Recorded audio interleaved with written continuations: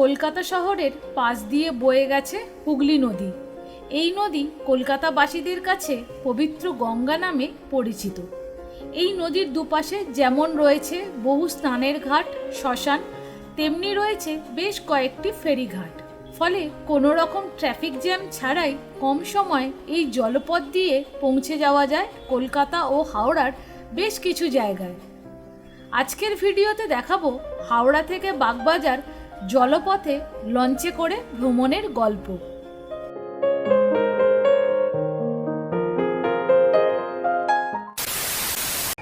আমি এখন আছি হাওড়া স্টেশনের ঠিক উল্টো দিকে। আজকে আমি এখান থেকে যাব বাগবাজার, তবে সড়ক পথে নয়, জলপথে লঞ্চে করে। টিকিট করে নিয়েছি, এই হলো টিকিট, ভাড়া পড়েছে 7 টাকা। তাহলে চলুন এবার ভেতরে যাওয়া যাক।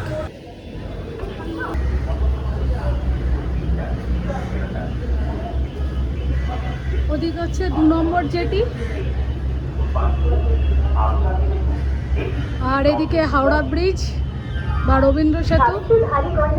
হাওড়ার 1 নম্বর জেটি থেকে ছাড়ে বাগবাজারের লঞ্চ। চলে এসেছি 1 নম্বর জেটিতে। এই 1 নম্বর জেটি থেকে বাগবাজার ছাড়াও আর্মেনিয়ান ঘাটের লঞ্চ ছাড়ে। এখন জোয়ারের সময় জল কত বেড়ে গেছে, এই ওপরে পর্যন্ত জল এসে গেছে। আর এই হলো হাওড়া ব্রিজ বা রবীন্দ্র সেতু।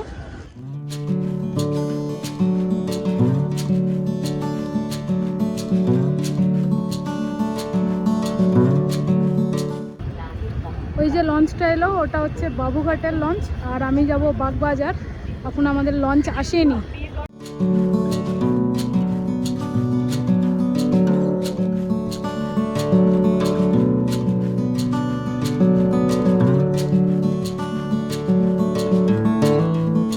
এখন আমি আছি 1 নম্বর জেটিতেই, আর এখন জোয়ার চলছে, তাই জলের পরিমাণ অনেক বেশি। এই সিঁড়ির কাছ পর্যন্ত জল এসে গেছে, আর এই যে রেলিংগুলো, এগুলো ওপরেও জল এসে গেছে। এমডি সঙ্গী, এই যে লঞ্চটা আসছে, এটা যাবে আর্মেনিয়ান ঘাটে। এমডি সঙ্গী বেরিয়ে গেল আর্মেনিয়ান ঘাটের দিকে।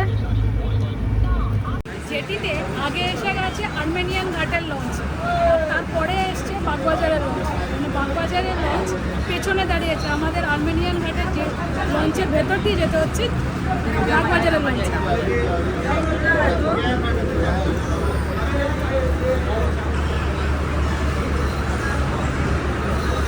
উঠে বললাম লঞ্চে।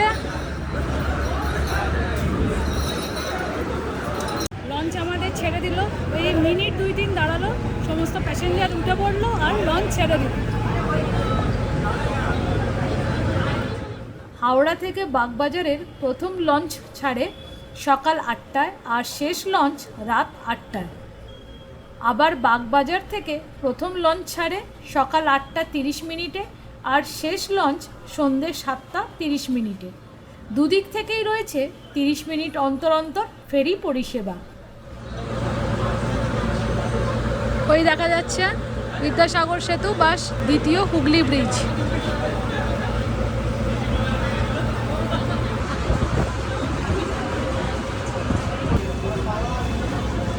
হাওড়া ব্রিজের অনেক কাছে এসে গেছি, এবার আস্তে আস্তে নিচ দিয়ে যাচ্ছি। নিচে চলে এসছি, একদম হাওড়া ব্রিজের নিচে। হাওড়া ব্রিজ ক্রস করছি।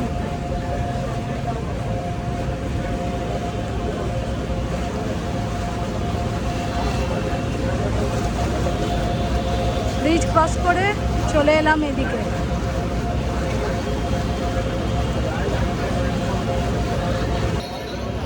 ওই দূরে সাদা বাড়িটা হলো জগন্নাথ ঘাট, আর তার পাশেই রয়েছে এশিয়ার সবথেকে বড় ফুলের বাজার মল্লিক ঘাট।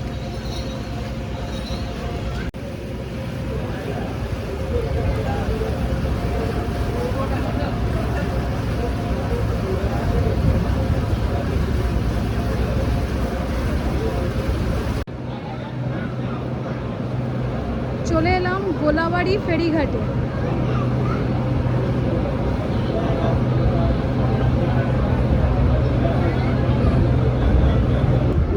গোলাবাড়ি ফেরিঘাট। এই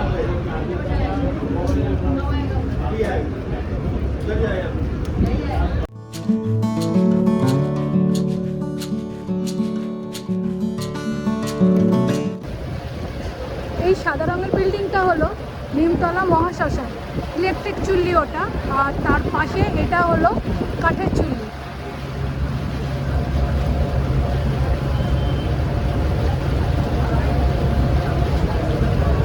তার পাশে রয়েছে এটা কবিগুরু রবীন্দ্রনাথ ঠাকুরের সমাধি প্রাঙ্গণ, আর এর ঠিক পেছনেই রয়েছে বুধনাথ মন্দির।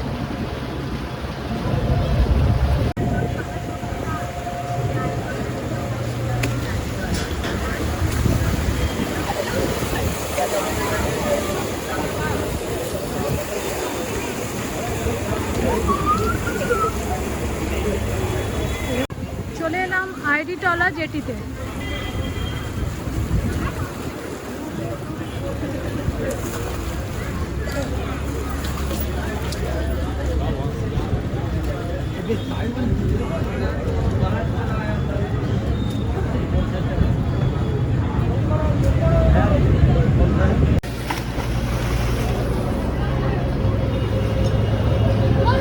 গঙ্গায় সাঁতার কাটছে আর লঞ্চের এই টায়ারগুলো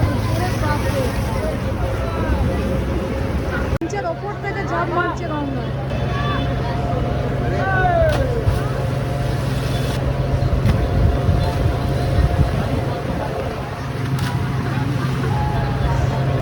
এই আইডিটলা জেটি থেকে আর একটা রুটে ফেরি সার্ভিস চলে, সেটা হলো হাওড়া শালকিয়ার বাঁধাঘাট। এটা হলো বেনিটলা ঘাট।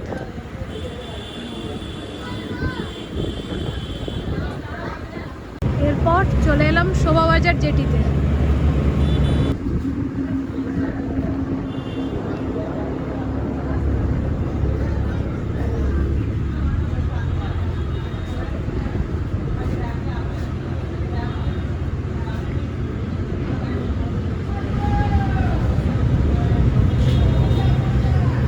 কি মোটা শেকল দেখুন।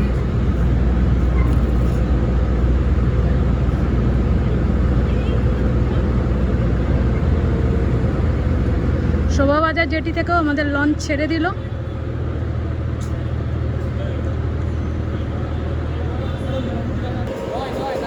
ওটা হলো শোভাবাজারের পুরনো জেটি, আর তার পাশে রয়েছে শোভাবাজারের নতুন জেটি, এটা এখনো চালু হয়নি।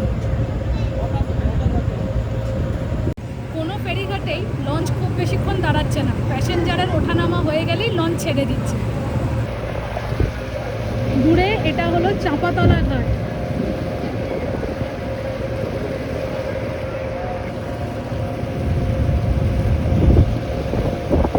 এটা হলো কুমারটুলি স্নান ঘাট, আর তার পাশেই রয়েছে কুমারটুলি ঘাট।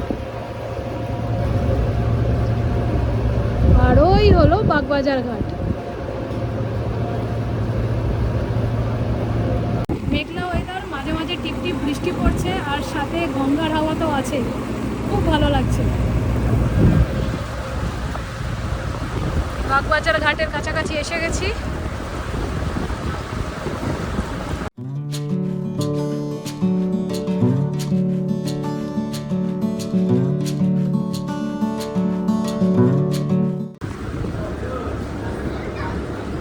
চলে এলাম বাগবাজার ফেরিঘাটে।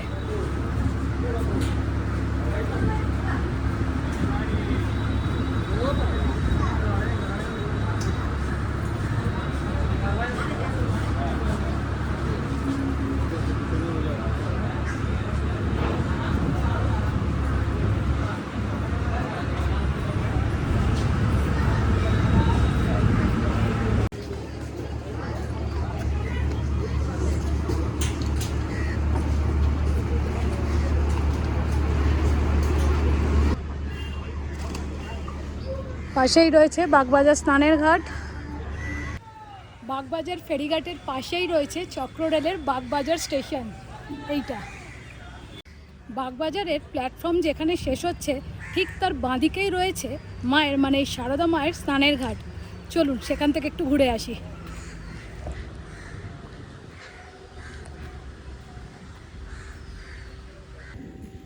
এই যে প্ল্যাটফর্ম এখানে শেষ হয়েছে, আর বাঁদিকেই হলো মায়ের ঘাট, আর ডান দিকে গেলে হলো মায়ের বাড়ি।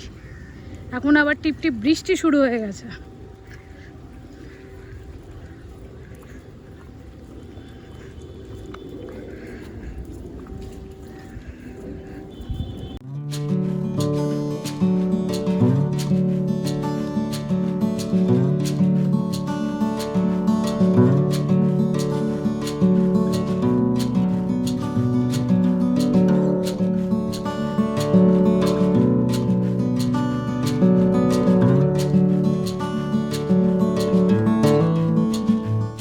হাওড়া থেকে বাগবাজার পর্যন্ত জলপথে লঞ্চের এই জার্নি আমার এখানেই শেষ হলো।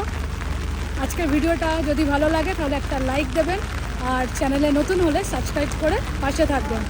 তাহলে আবার দেখা হচ্ছে আর একটা নতুন ভিডিওতে, নতুন জার্নিতে।